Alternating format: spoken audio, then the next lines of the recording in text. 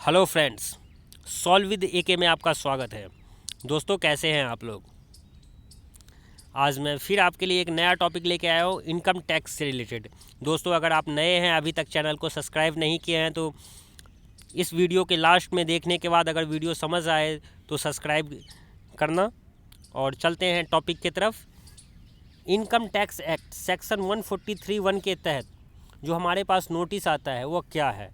कुछ लोग जब रिटर्न फाइल करते हैं और उनके पास ये इंटीमेशन आ जाता है तो वो घबरा जाते हैं। दोस्तों, सबसे पहले आपने घबराना नहीं है। इस वीडियो के माध्यम से मैं आपको पूरी जानकारी दूंगा कि ये क्या है। तो चलते हैं आगे।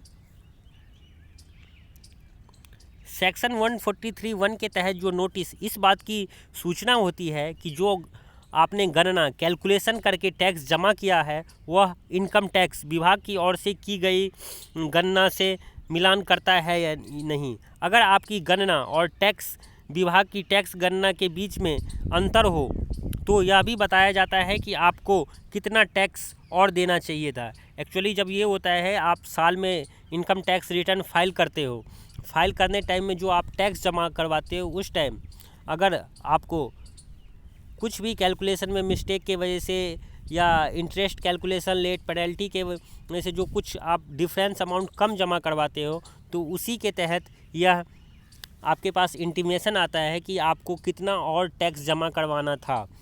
कई बार आप ज़्यादा भी करवा देते हैं। कुछ मिस्टेक के वजह से आप टैक्स अगर ज़्यादा जमा करवाते हैं तो उसमें ये भी है कि आपको कितना टैक्स वापस रिफ़ंड लौटाया जाएगा। ये चीज़ भी उसी इंटीमेशन के दौरान हमें बताया जाता है। आगे चलते हैं कि इंटीमेशन कैसा होता है। तो दोस्तों, एक फॉर्मेट है, इस टाइप से आपको लेटर मिलेगा। आपके जो पेन वाला एड्रेस है उस एड्रेस पे भी आएगा और आपको इनकम टैक्स के साइट से भी मिल जाएगा, वहाँ से भी आप डाउनलोड कर सकते हैं।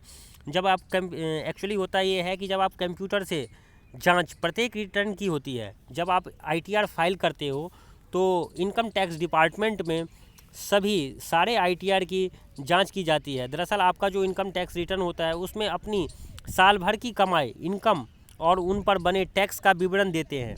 आपने जो टैक्स जमा किया है या जो कट गया है, कई बार हम टैक्स जमा नहीं करवाते हैं बट हमारा टीडीएस सामने वाली पार्टी डिडक्ट करता है, तो जो हमारा टीडीएस काटा जाता है उसका विवरण देते हैं। अगर आपका टैक्स आपकी कमाई के मुकाबले ज़्यादा कट गया है तो उसकी वापसी रिफ़ंड के लिए भी आप क्लेम कर सकते हैं उसी रिटर्न के माध्यम से। अब जब आपको इनकम टैक्स की साइड से आपका जो लेटर आप डाउनलोड करेंगे, वो लेटर को पीडीएफ के फॉर्म में डाउनलोड होगा, तो वो आप ओपन कैसे करेंगे, उसके लिए भी पासवर्ड की ज़रूरत पड़ती है। तो आप अपने पैन नंबर के जो सभी अक्षर होते हैं, जैसे कि ये मैंने एग्जांपल के लिए पैन नंबर बनाया हुआ है, ये पैन नंबर आप जो पैन नंबर के सभी को स्मॉल में लिखना है, जैसे ZXYPP6123M। उसके बाद नेक्स्ट आपकी जन्म तिथि मांगना होगा। जन्म तिथि जो है वो इस फॉर्मेट में लिखा होगा, डेट मंथ और ईयर के फॉर्मेट में विदाउट कोई स्पेस दिए हुए। उससे ये आपका पीडीएफ फाइल ओपन हो जाएगा दोस्तों, जिसमें आप देख सकते हैं कि आपको इंटीमेशन क्यों दिया गया है। आपका शॉर्ट डिडक्शन हो गया है या आपने एक्सेस पेमेंट किया हुआ, वो जो भी है आपको उससे आपको पता लग जाएगा। जब आप देख लेंगे तो इसके नोटिस का जवाब देने में बिल्कुल भी देरी ना करें। अब जैसे इनकम टैक्स डिपार्टमेंट की तरफ से इसके लेकर एक मेल भी आपको आएगा, जो आपकी मेलिंग आईडी होगी उस पर आपके पास एक मेल आ जाएगा। 143(1) के तहत आने वाला जो टैक्स नोटिस है, नोटिस ऑफ डिमांड भी कहा जाता है। यानी अगर कोई टैक्स देनदारी बकाया है तो आप इस मैसेज के मिलने से 20 दिन के भीतर में उसका भुगतान कर दें। जब आपके पास यह नोटिस घर पे आ जाए या ईमेल से प्राप्त हो जाए तो उसका, अगर आपका शॉर्ट डिडक्शन हो रखा है, आपने कम जमा करवाया हुआ है, तो आप 20 दिन के भीतर में इसको जमा करवा दें। अगर इसमें देरी करते हैं तो 30 दिन बीत जाने के बाद आपको इसके 1% दर का मासिक ब्याज भी करना होगा।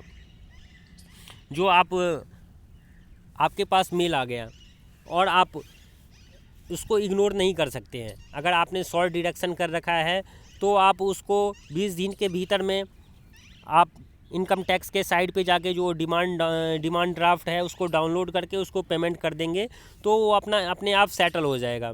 जब वो चालान नंबर वगैरह दे के BSR कोड से वो डिपार्टमेंट का काम है, वो अपना मैटर सेटल कर लेंगे।